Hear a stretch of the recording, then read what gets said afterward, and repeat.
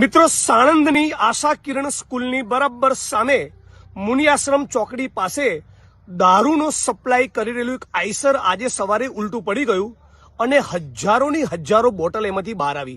ત્યારે ગુજરાતના નાગરિકોને સવાલ થઈ રહ્યો છે કે આ દારૂ 30+ તૈયારી માટેનો હતો કે પેલા 8 ચોપડી પાસની ચોરીનો સામાન હતો। સમગ્ર ગુજરાત એક સુરે કહી રહ્યું છે કે અમારે ગુજરાતમાં બહેન દીકરીઓ માતાઓની વિધવા નથી કરવી, ડ્રગ્સ ચરસ ગાંજામાંથી ગુજરાતને મુક્ત કરવું છે। અને છતાં ગુજરાતના ઉચ્ચ આઈપીએસ અધિકારીઓ અને 8 ચોપડી પાસની સંપૂર્ણ મિલીભગતના કારણે એમણે સુધરવું નથી, એમની લાંચ વૃત્તિ ત્યજવી નથી। એના કારણે આજે પણ ગુજરાતમાં દારૂની મોટી લાઈનો ચાલુ છે।